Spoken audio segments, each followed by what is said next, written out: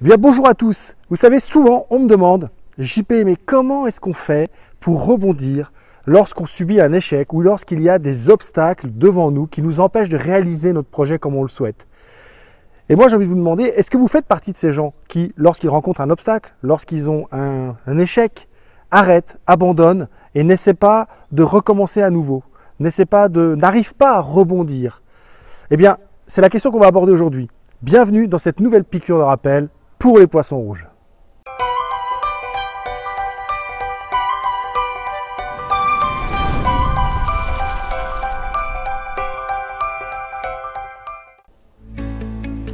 Alors, bonjour, pour ceux qui ne me connaissent pas, je suis JP, je suis coach professionnel certifié, fondateur du mouvement Rends ta vie sublime. Et n'oubliez pas que pour voir toutes mes vidéos, il suffit de vous abonner à ma chaîne YouTube, c'est facile, le lien est sur votre gauche. Vous pouvez aussi aimer la page Rends ta vie sublime. Et puis, si vous pensez que ça peut aider des amis, des gens autour de vous, n'hésitez pas à les inviter à venir s'abonner à Rends ta vie sublime et puis aussi à la chaîne YouTube. Et là, vous aurez accès à toutes les vidéos avec tous les thèmes différents, bien rangés dans des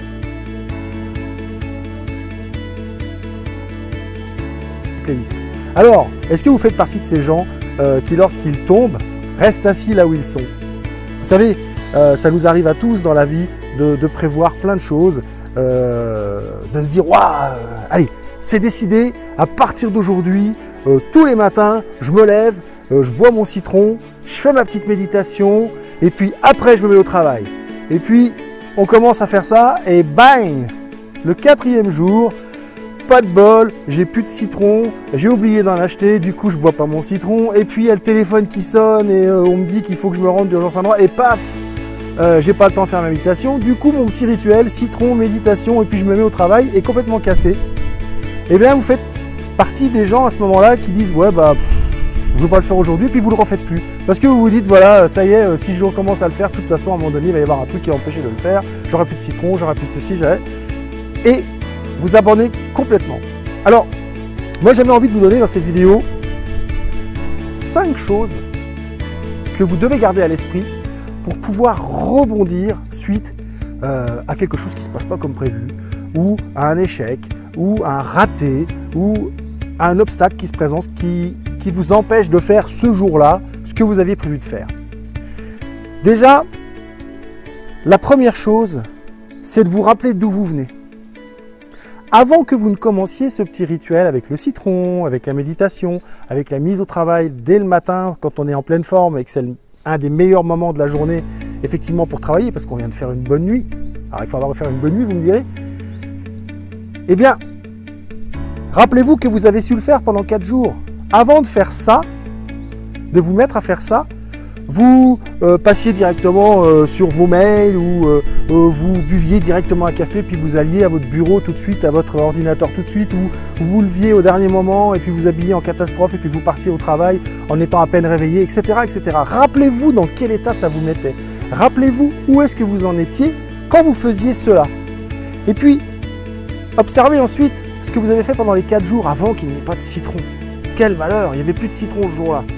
Rappelez-vous de ce que vous avez fait pendant les 4 jours. Donc, rappelez-vous d'où vous venez. Et puis, ensuite, rappelez-vous que vous avez su le faire et que vous avez eu des réussites. Et qu'est-ce qui s'est passé les jours où vous avez bu votre citron, fait votre méditation et puis ensuite vous êtes mis au travail? Les 4 jours de suite, comment c'était? Qu'est-ce qu'il y avait de mieux? Qu'est-ce qu'il y avait de différent? Rappelez-vous de ça, ce sont vos réussites. Donc, d'où vous venez, ce que vous faisiez avant et dans quel état vous étiez, ce que vous avez déjà réussi à faire. Donc ça, ce sont des petites réussites. Ça, c'est le 2e point. Et puis, un 3e point très important.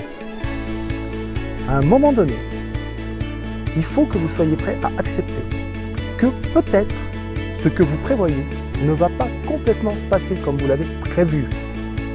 Il va peut-être y avoir des imperfections, il va peut-être y avoir des choses différentes, il y aura peut-être des obstacles. Mais tout ne se passera pas comme vous l'aviez prévu. Mais ça va se passer quand même, ça va arriver quand même. Vous allez réussir à reprendre ensuite le cours des choses. C'est ça que vous devez garder à l'esprit. Simplement, eh bien, tout ne sera peut-être pas passé comme vous l'aviez complètement envisagé avec un grand plan sur plusieurs mois, etc. Il y aura des petites variations, il y aura des petits changements.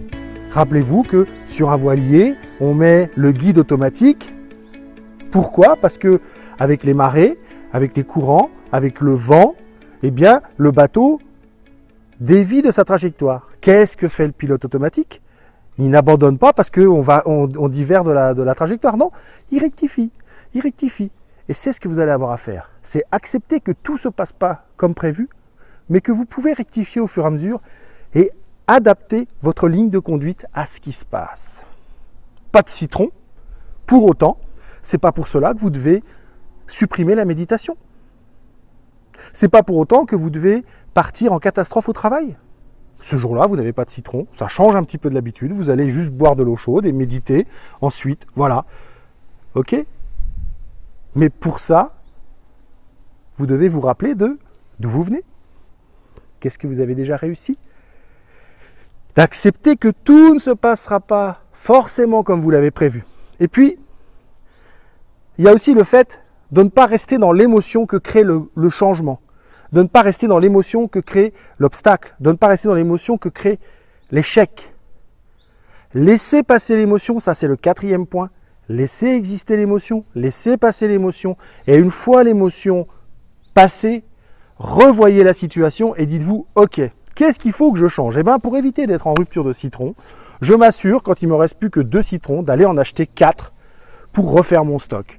Je fais attention d'éteindre mon téléphone avant d'aller faire, tant que je n'ai pas fait ma méditation, je n'allume pas mon téléphone. Peut-être c'est de prendre des mesures comme ça pour éviter de vous trouver dans la situation où on va vous empêcher de faire ce que vous aviez prévu. C'est d'être un petit peu prévoyant, d'accord? Proactif plutôt que réactif. Donc soyez proactif, anticipez un petit peu les choses pour que ça se passe bien. En tout cas, si vous arrive un problème à un moment donné, ne restez pas là-dessus, ne recommencez pas les mêmes choses, changez quelque chose pour éviter que ce problème ne revienne. Ça, c'était le 4e point. Et puis, quelque chose de très important, c'est ce que j'étais en train de vous dire à l'instant, ne restez pas assis là où vous êtes tombé.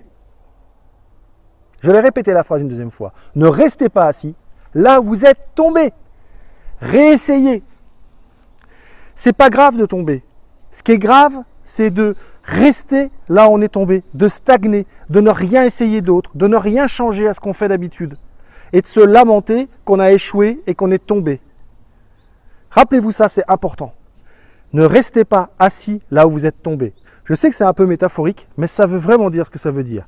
Donc, quand vous échouez, quand vous tombez, ce qui va vous permettre de rebondir au final, ça va être l'analyse que vous allez faire de tous les points que je viens de vous dire.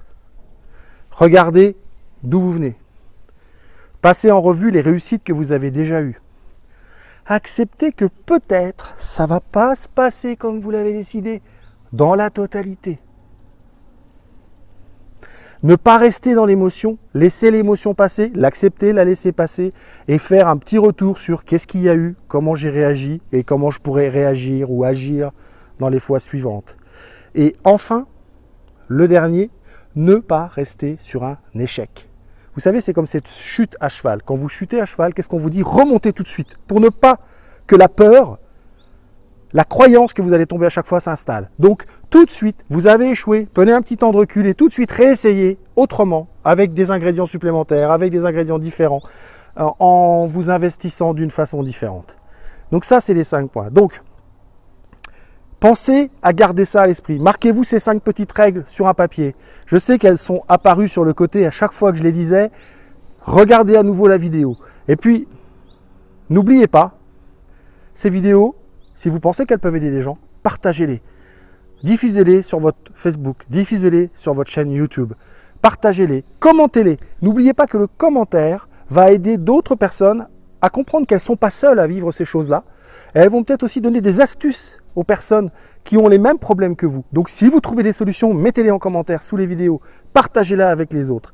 Enfin, vous pouvez retrouver toutes mes vidéos sur ma chaîne YouTube. Le petit logo s'affiche ici. Vous pouvez vous inscrire aussi à la chaîne YouTube et être informé quand je poste une nouvelle vidéo en primeur, vous l'avez tout de suite. Vous pouvez aussi, si vous ne l'avez pas encore fait, aimer ma page Rends ta vie sublime et la partager à vos amis si vous pensez que ça peut les aider à avancer dans leur vie ou aller mieux. En attendant, je vous dis, portez-vous bien, n'oubliez pas, vous êtes le principal outil de la transformation de votre vie. Je ne suis que celui qui met le doigt là où ça fait mal. Alors je vous dis à très bientôt dans une prochaine piqûre de rappel.